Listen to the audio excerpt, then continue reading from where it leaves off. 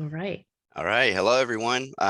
Welcome to Organic Weed Management. My name is Alex Lopez, and I'll be the moderator for this webinar.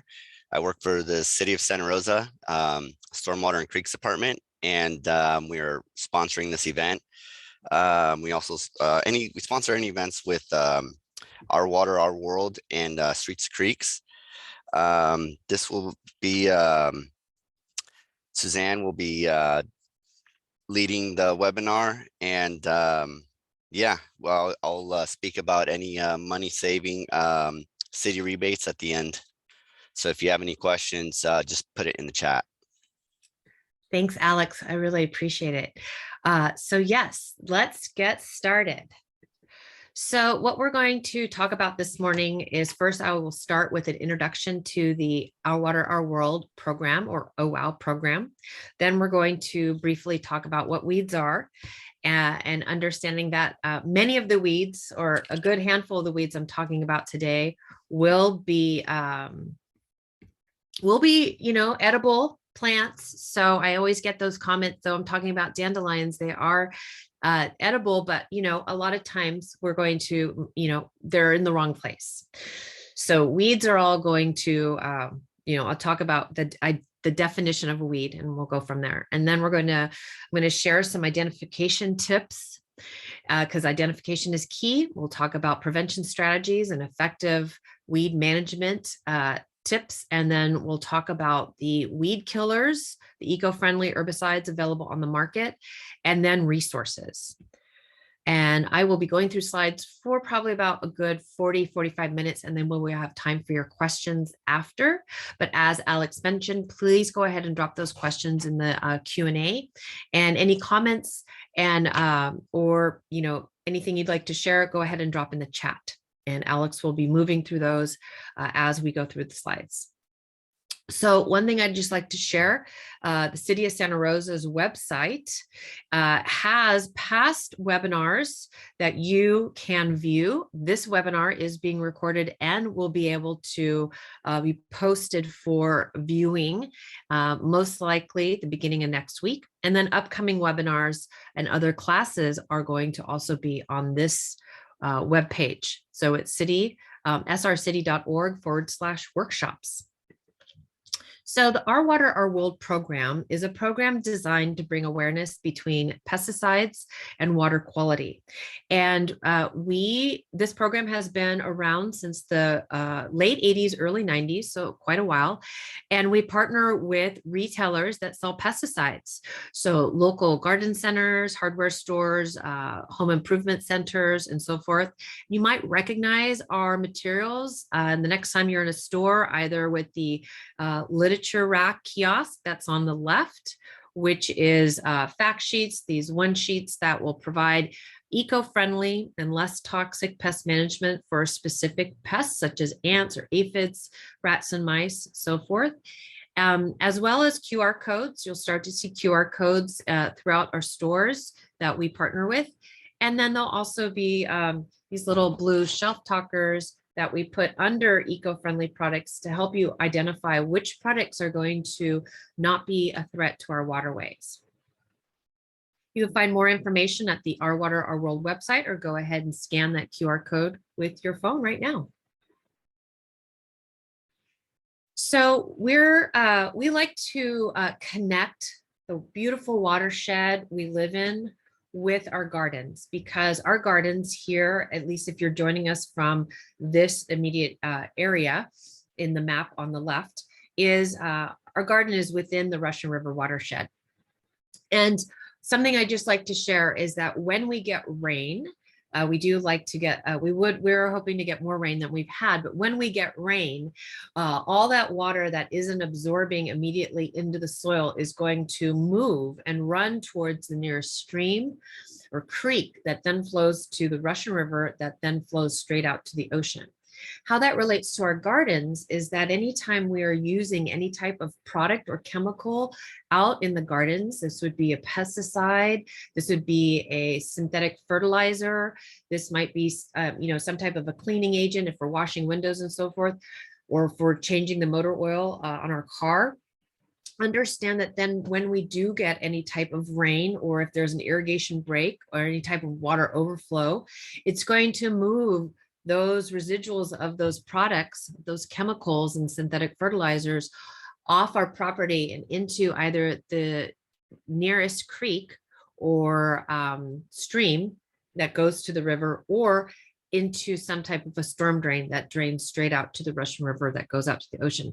So that's why we're here, is just to bring some awareness between this connection, understanding that there are a lot of products that are available are unfortunately quite toxic to our waterways, but we're here to provide information and education on alternatives to those toxic pesticides and synthetic fertilizers, and to learn more about how we can solve problems like weed management with a less toxic approach. So thank you for joining us today. So as an IPM, or I should say, as the program manager for Our Water, Our World, we teach IPM principles, or integrated pest management education. IPM, or integrated pest management, is a decision-making process. It is a holistic way to solve pest problems. We use science-based strategies. We partner with University of California and other key entomologists throughout the state of California.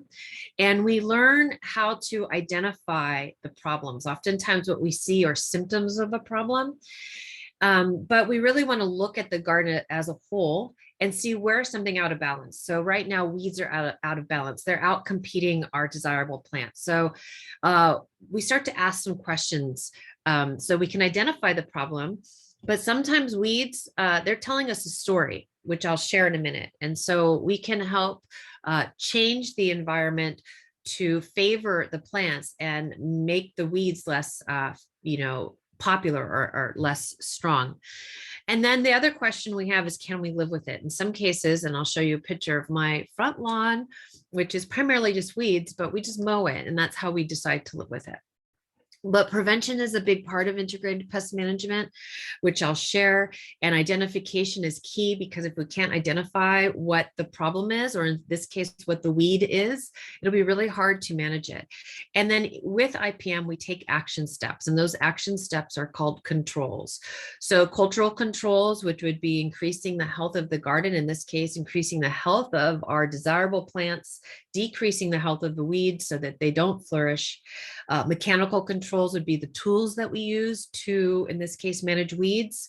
Biological controls is using, working with living organisms to manage weeds, like beneficial insects and so forth. And then chemical controls are the pesticides. We would like to always use these as a last resort when we've exercised all of these other options, and always choosing a eco-friendly product.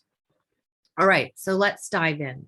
So what does IPM look like for weeds? Well, it's going to be identification, prevention, early detection, and removal. Okay, the key is to make sure we are tackling the weeds when they're littles, not when they're knee high, because when they're knee high, those root systems are already established, and it's going to be really difficult to tackle them.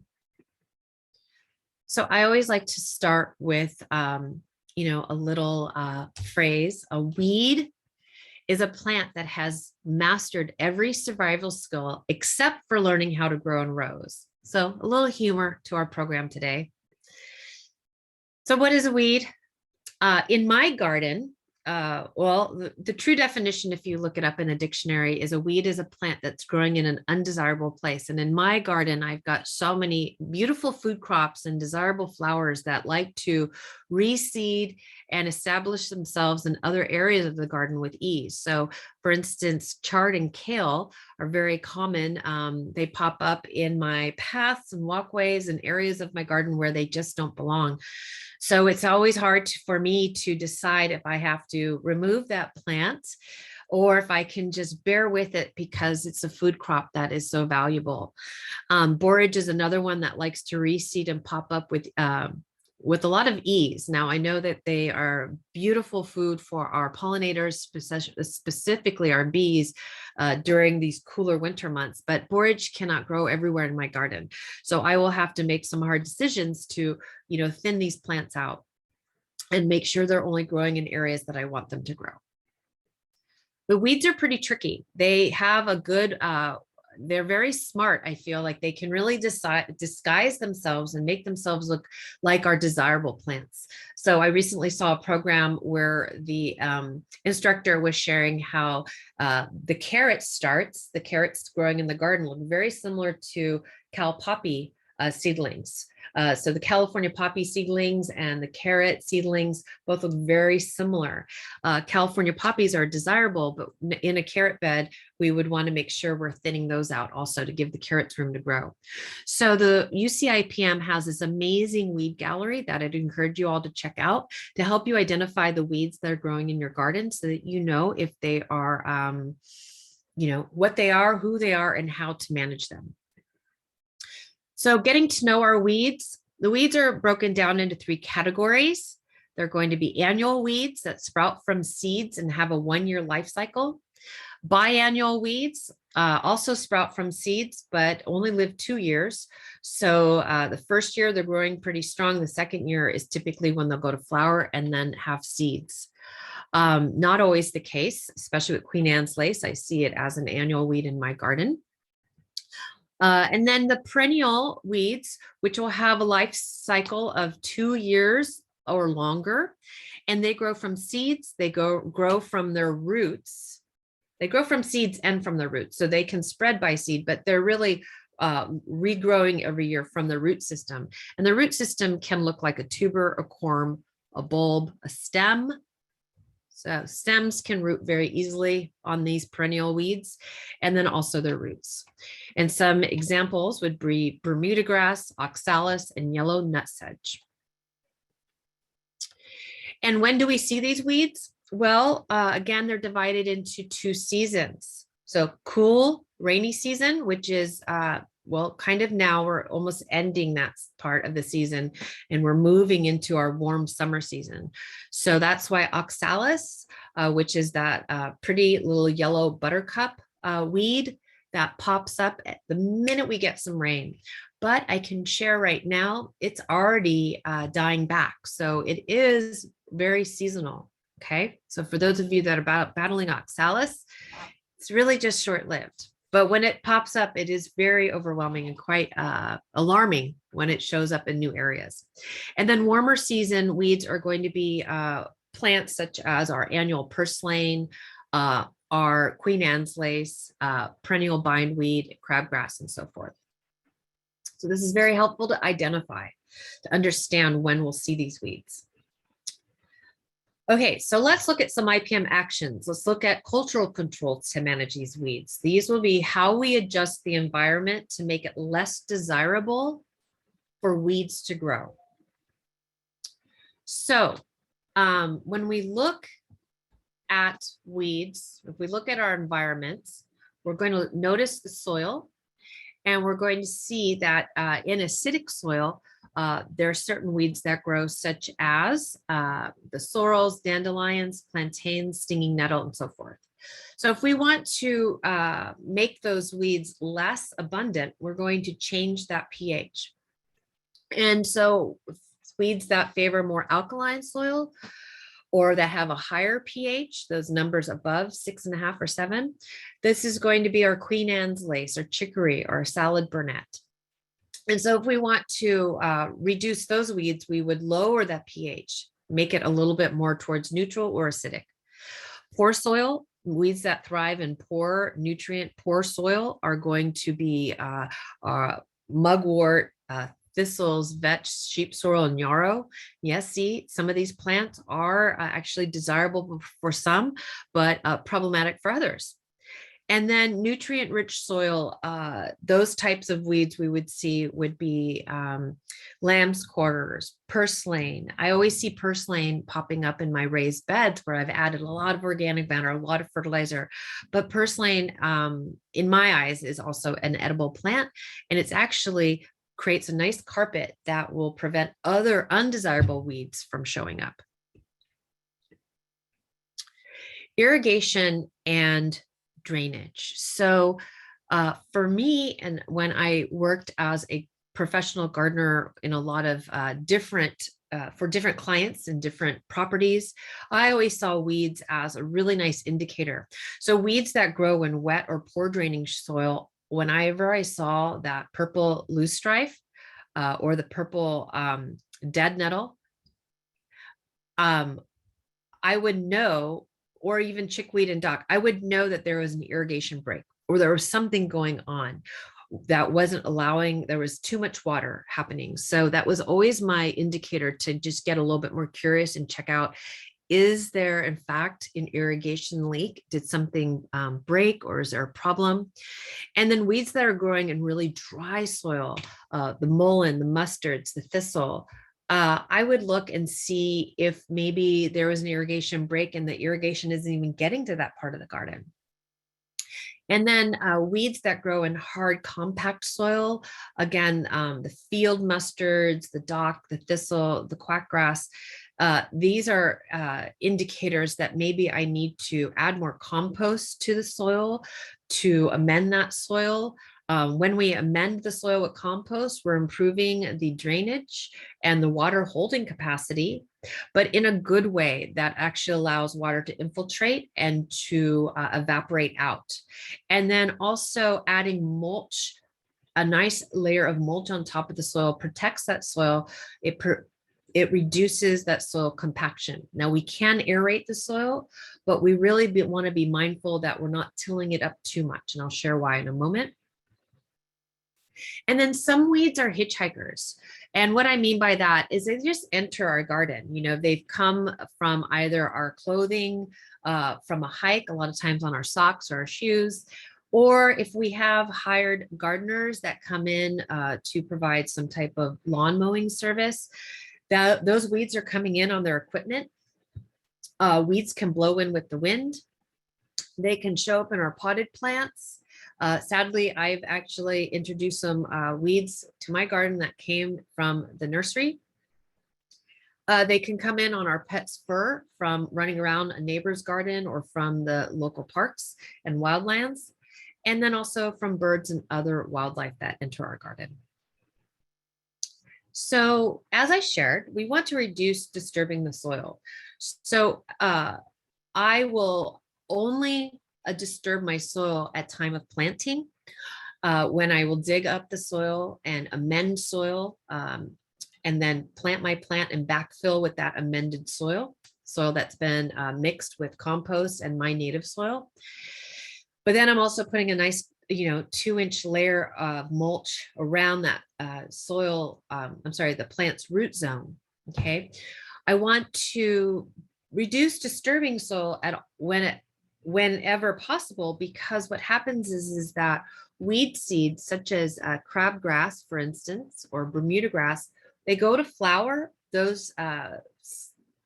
those flowers go to seeds. Those seed heads drop, and they can lay dormant in our soil for many, many years. So when we've disturbed the soil, if we're constantly disturbing the soil, we're turning those weed seeds up, and then they are at their perfect place of germination. So we want to be really mindful to reduce the tilling of the soil on a regular basis. All right, we want to outcompete weeds. Okay, so a big part of this is planting desirable plants and making sure we're really supporting the health of those desirable plants to outcompete weeds. If the weeds can't find a place to land and germinate and shoot roots out and grow, then they're not going to make it. So a lot of times folks that have ground covers or a lawn, I just say make sure those ground covers, make sure that lawn is in peak health and nice and dense and well cared for, so that weed seeds cannot find their way, because weed seeds are opportunists. They're going to take hold wherever they can. And for those of us that are growing food, it is really, really important to take advantage of cover crops. We never really want to leave the soil bare or our raised beds or planting our food planted gardens furrow. We really want to make sure we've always got something growing there. Not only do cover crops continue to increase the health of our soil, oftentimes in the case of fava beans, they're growing food for us, but they're also creating green manure that we can then put in our compost or, put into raised beds when we're amending the soil. Mulch. Mulch is going to be an amazing way to reduce weeds. Now, I am talking about a chunky wood mulch and in compliance with CAL FIRE's recommendations. So this is not in zone 1, the first 5 feet perimeter of around any structure. And in zone 2, which goes from 5 to 30 feet, this is only in the garden beds, not the paths. But weeds are going to prevent, mulch is going to prevent weed seeds from sprouting and growing. And if they do sprout and grow, they're very easy to identify because they're just right there on top of that mulch. And we can just pull them out. It's very easy because they haven't rooted in. Mulch also is going to add nutrients to the soil as it breaks down, as it starts to decompose. It's actually increasing the health of the soil by feeding that microbiology, those soil organisms, and by increasing the health of the structure of the soil. It's really going to help with that. It's also saving money by saving water. So when we've got 2 inches of soil on top, 2 inches of mulch on top of our soil, my goodness, did I not have enough caffeine? Alex, I should have gotten a cup of coffee from you. When we have 2 inches of mulch on top of our soil, it is going to reduce the water evaporation rate significantly. So we are saving water, which means we don't have to water as often, which means we're going to be saving money. Mulch also reduces that soil compaction and erosion so that it's also going to keep our soil in check, protect our soil. It's also going to protect those root zones, keeping that soil cool in the summer and warm in the winter. We just want to make sure we are keeping mulch away from any plant parts. We don't want it to touch stems or the crown of the plant because it can then cause some rot. We want to switch to drip whenever possible, because when we are working with drip irrigation, we're able to really localize that water and only water the plants that are desirable. And when we are able to switch to drip and use drip irrigation, we're able to water really deeply and efficiently and effectively. So that what we notice is that there are less weeds in the area because we're not watering those weedy, the areas that are bare, which could attract weeds. All right, so let's recap the cultural controls. We're going to adjust the pH and our fertilizing schedule to favor our plants that we want, the desirable plants, and to discourage the undesirable plants, such as the weeds. We're going to amend our soil with compost, mixing compost in at time of planting, and then we can top dress once a year or every spring and fall with a nice 1 to 2 inch layer of compost under that layer of mulch. If we are hiring gardeners to come in and work on our property, let them use our equipment. Please ask them to not use their equipment because they can be bringing in weeds with them. We're going to reduce disturbing the soil whenever possible. Not only will this reduce weeds, but it's also going to benefit a lot of our native pollinators that are soil dwellers. We're going to plant competitively and densely. And we're going to apply mulch in the areas around our garden that weeds are likely to grow. This is going to be a chunky wood bark chip. And then we're going to target the irrigation in around where we have our desirable plants. All right, let's look at our IPM actions mechanical controls. So these will be the tools we use to manage the weeds. So now we've learned about the weeds and how to kind of adjust the needs around the garden. But let's now look at the best ways to remove weeds. And I'm sorry to say that the best way to manage weeds is by hand pulling them. No one likes this answer. However, it doesn't mean we need to get down on our hands and knees.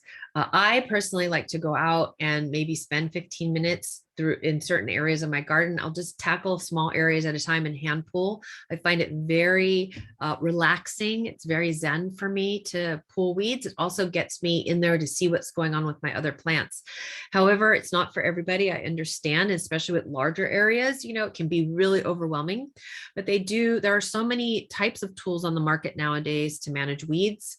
There are specialty tools that we can find that are going to scrape or rake or pull so many types of weeds. It's kind of fun and also a little bit alarming that there are so many different tools that people have come up with.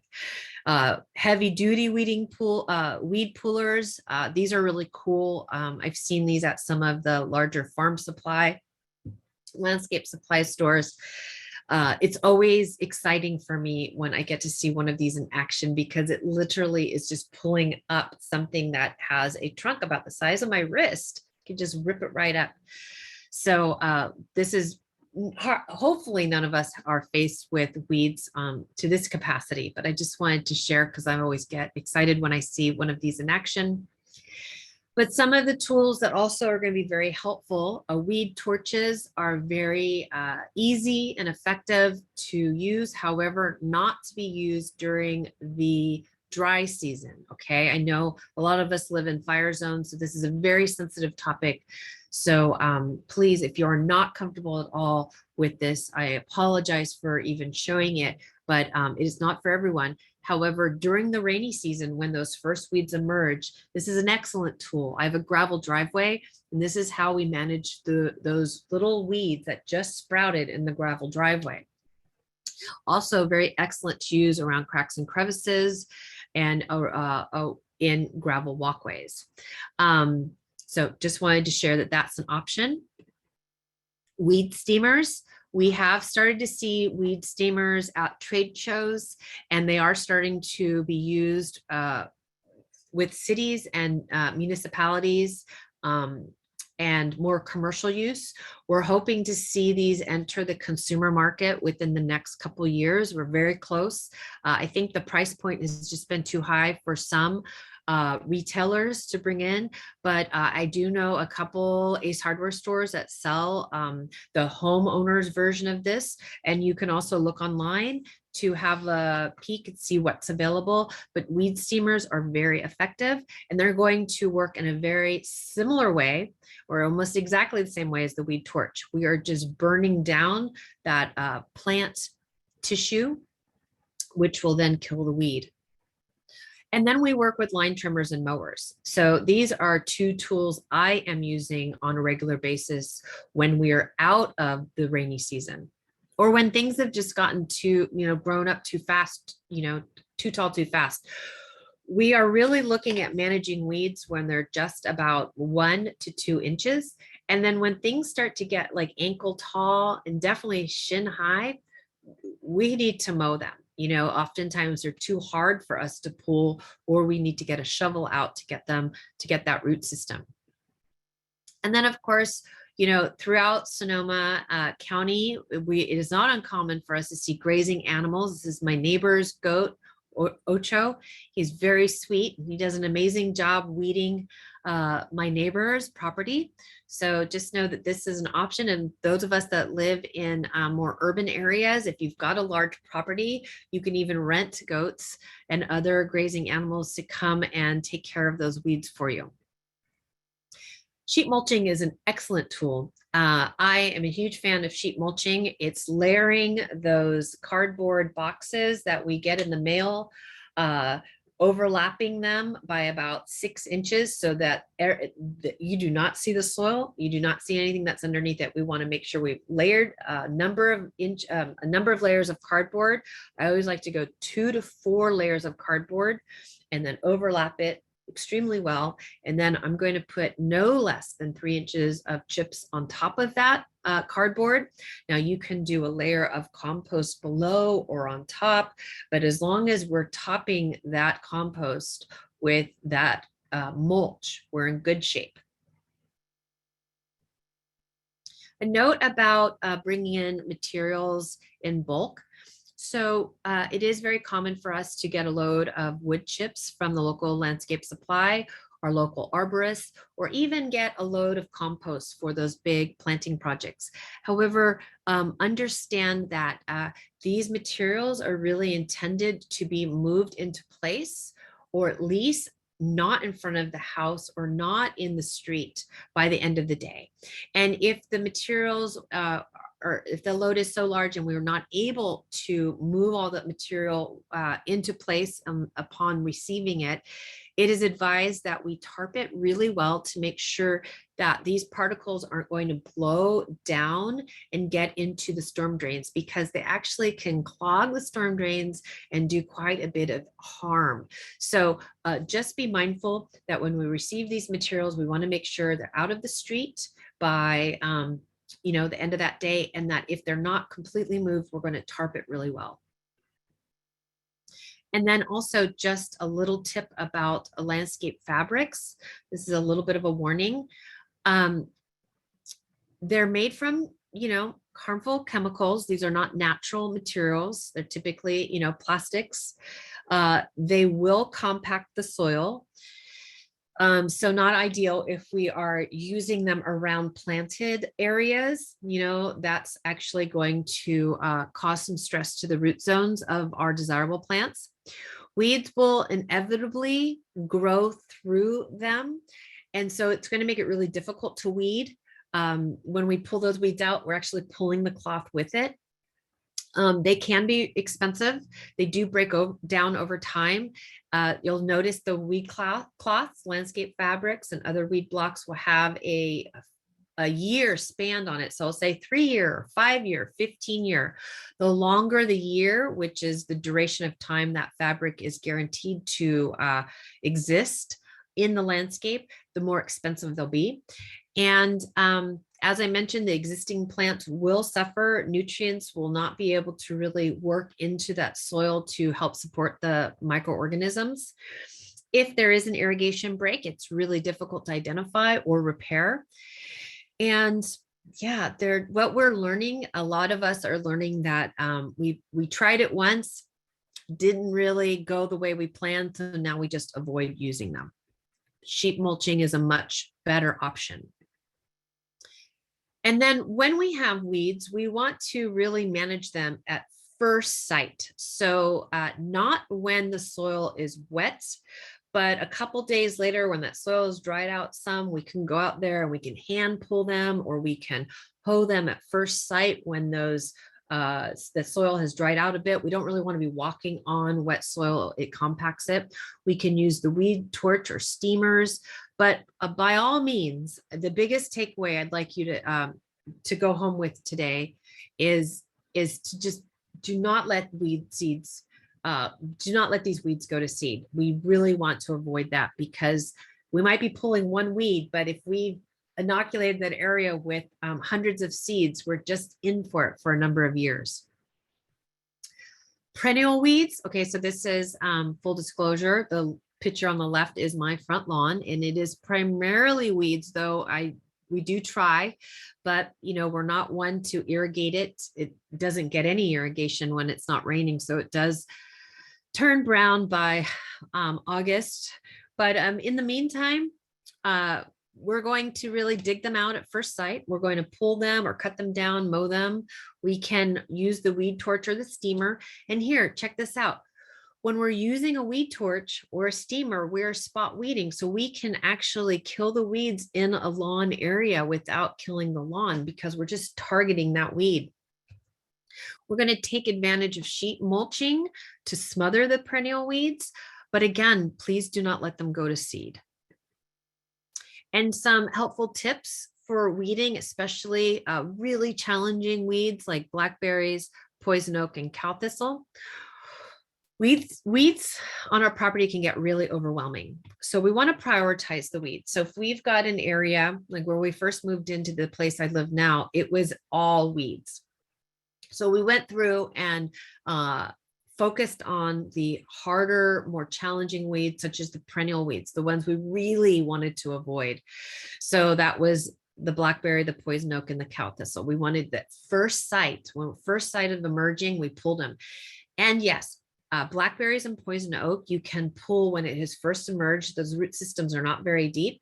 And for poison oak, yeah, you could think I'm crazy, but I will wear long sleeves and disposable gloves. I am going to throw those gloves away, but I have them over the cuff of my long sleeve.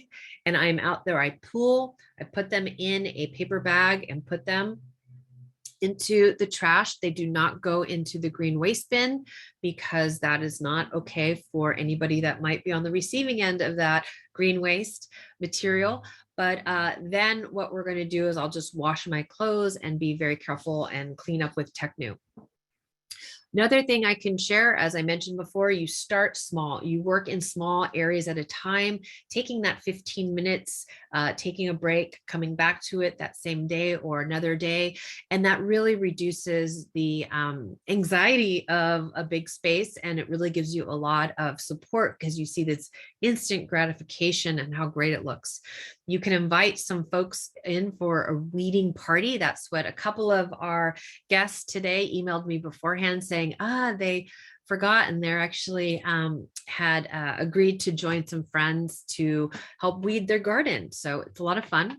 But by all means, we do not want to put any weeds into our home compost if we are 100% sure they're not going to spread or carry seeds. So when we have weeds, we want to get them into our offsite, into the municipal green waste bin that goes to the city compost facility. We do not put problem weeds such as poison oak or bamboo into that green waste bin.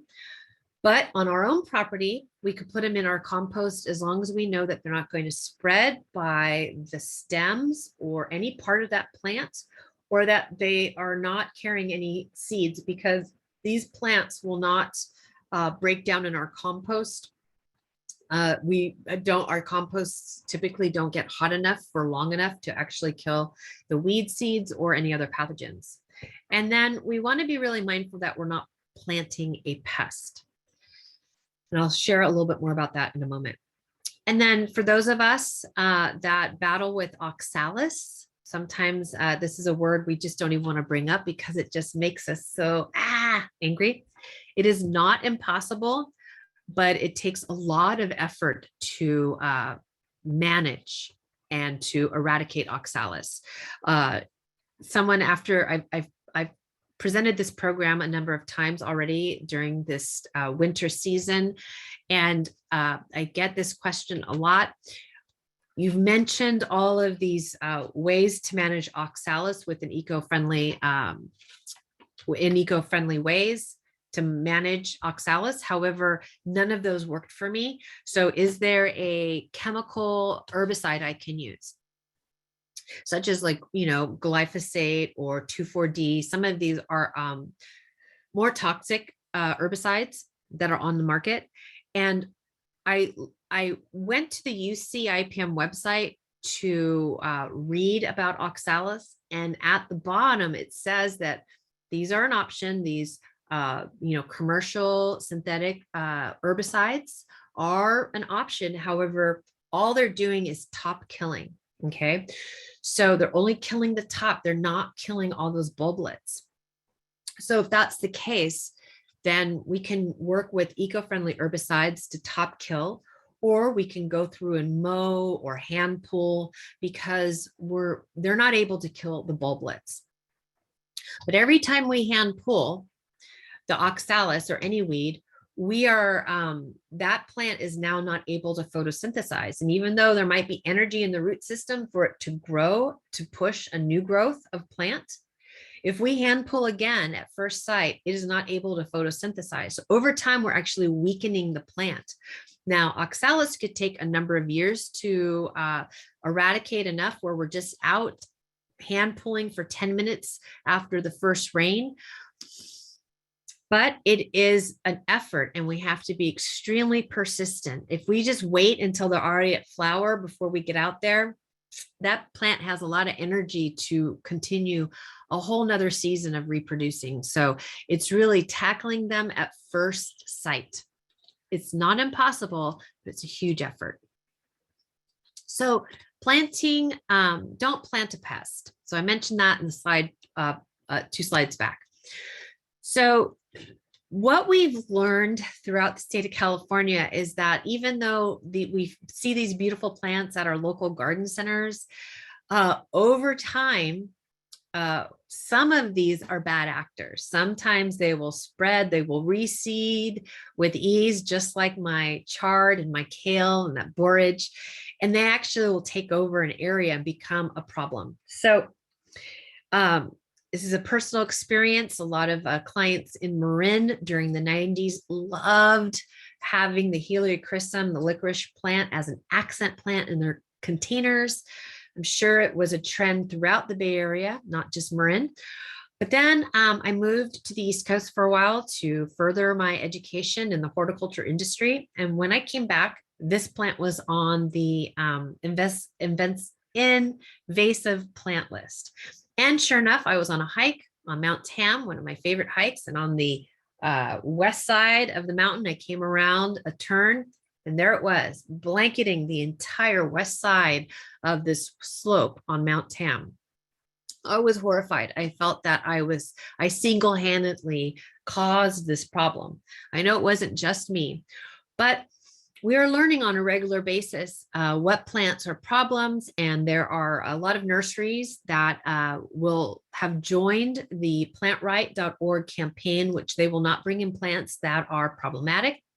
I'm sure the Helichrysum that's on the market now is a hybrid and it is not going to reseed like it used to.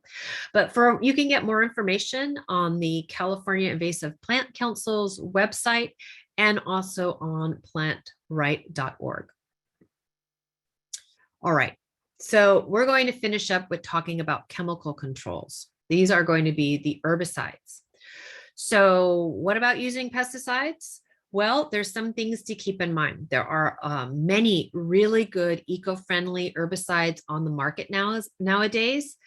So I encourage you, if that's the course you want to take, I highly support that. But we're going to use an eco-friendly, and I'm going to talk a little bit about them right now. So reading a label is really challenging. It's overwhelming. I'm pretty sure these companies make labels difficult to read on purpose.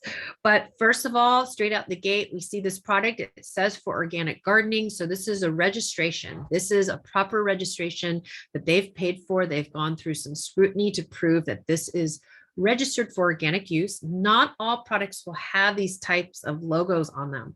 So that's why it's important to understand what the active ingredients are. Now, a lot of times these are scientific names that are, or scientific words that are sometimes a little overwhelming to, navigate. But caprylic acid and capraic acid, we can look that up online. I'll share with you the resource that I like to use, and we can learn a little bit about them. But then from there, we're going to look at the back of the label. Hold on, let me move a couple things around. And what we're going to learn is a couple more things.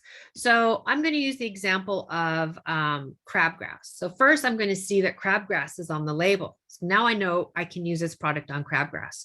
If your pest, in this case a weed, is not listed on the label, that product's not going to work for it. So that's why it's so important to be able to identify. But then from there, we're going to read that this product is a contact. It means it has to make contact with the plant. Non-select means it will affect anything it comes in contact with. Broad spectrum, very large list of plants it will kill. Foliar spray, foliar applied grass and weed killer. So we're going to spray this to make contact with that grass or weed, and it's going to kill anything it comes in contact with. So if I've got crabgrass growing right next to my salvias or my roses, if I spray the crabgrass and I'm not being careful, it can also kill my salvia and or my roses. Okay. It also says that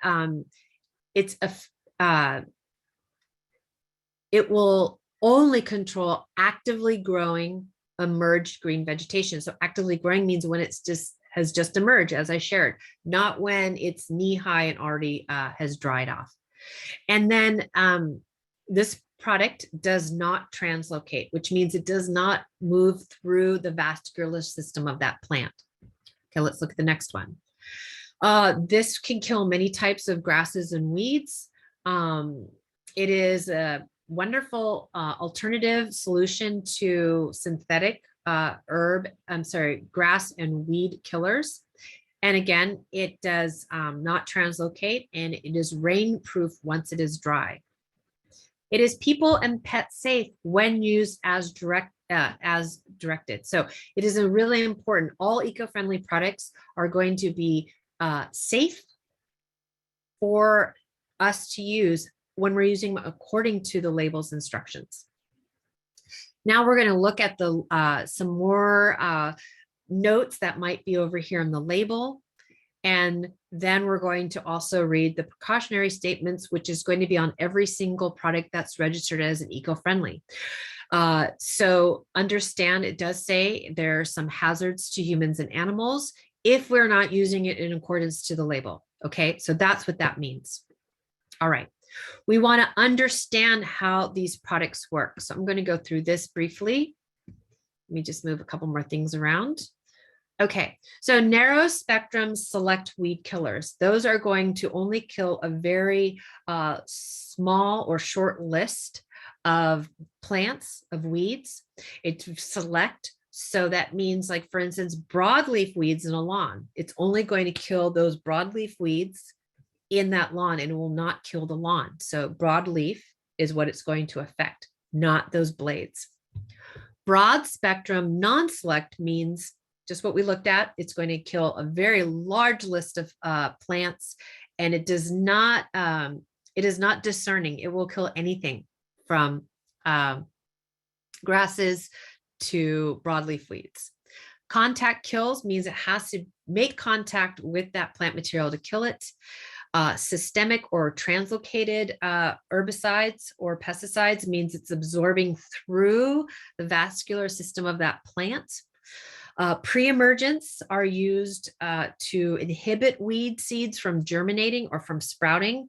They almost create like an invisible shield over the soil, so it will inhibit weed seeds from, accessing that soil to germinate.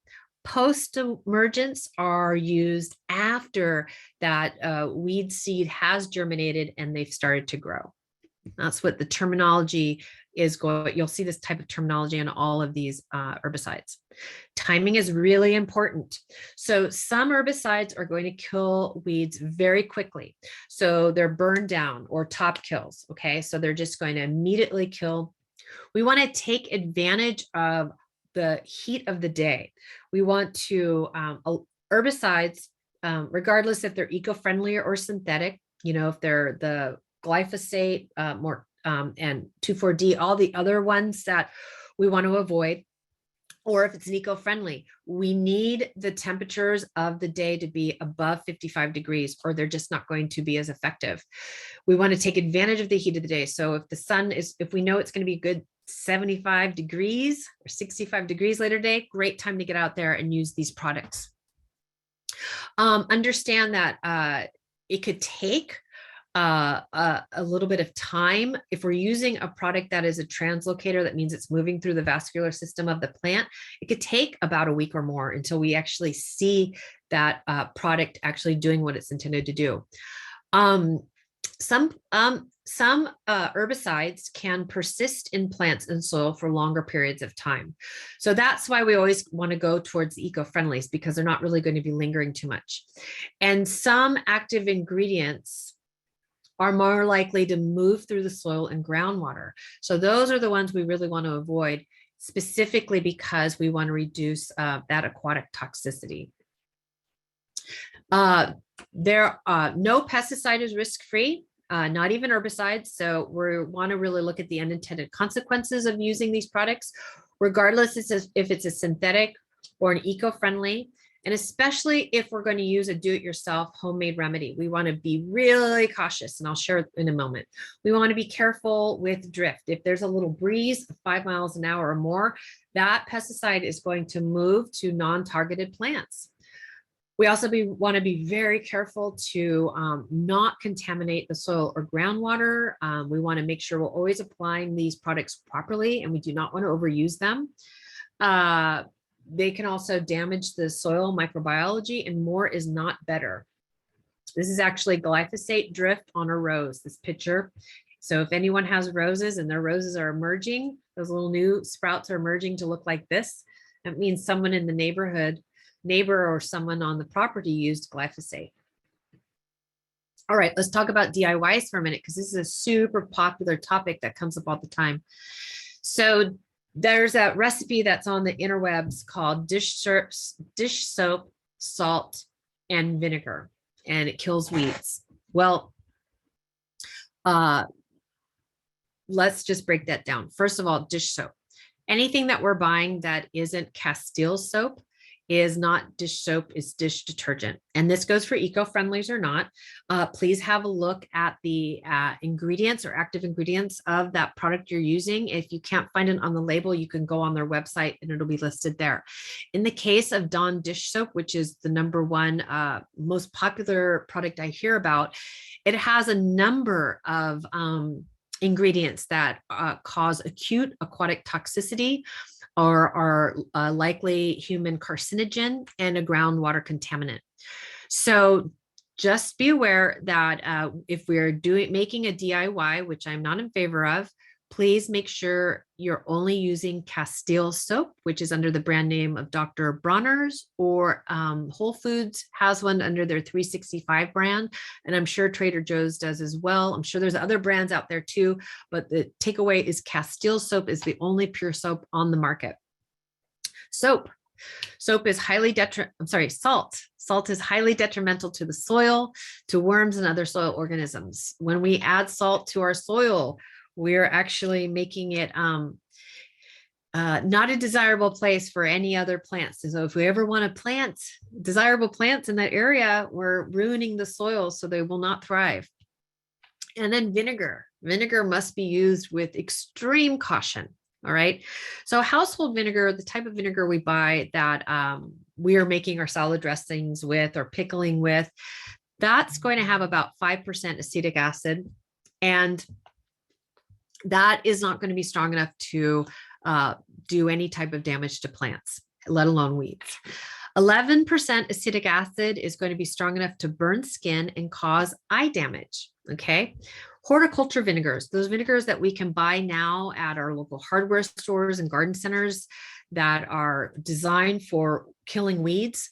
These are called horticulture vinegars, and they are 20 to 30% acetic acid, which can cause blindness and is a corrosive to metals. So it will burn through your skin.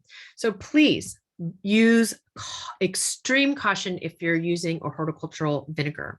And something just to say, if you want to do it yourself and not buy a product, boiling water kills weeds. Just use a lot of caution not to burn yourself.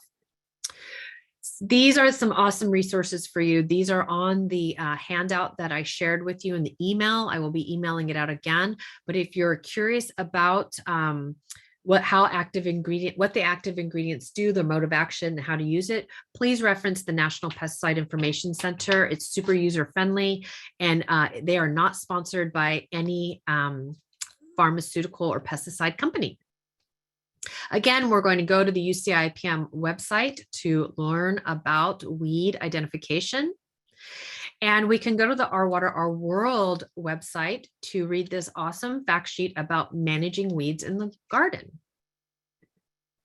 Our next webinar is coming up, Growing Organic Food, in April 2nd at 10 a.m., same time, same place. And you can register on the srcity.org/workshops.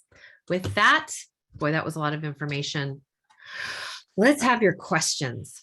And okay. Rita, I apologize. I saw Rita kept raising her hand, and I'm so sorry, Rita, if that was weird. You're trying to get attention from us. So sorry. I believe there was a question if a certificate would be provided at the end of this webinar. Email me. I will send you a certificate. Okay.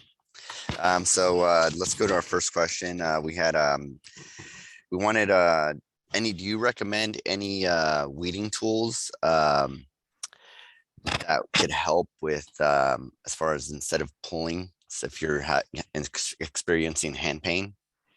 Hand pain.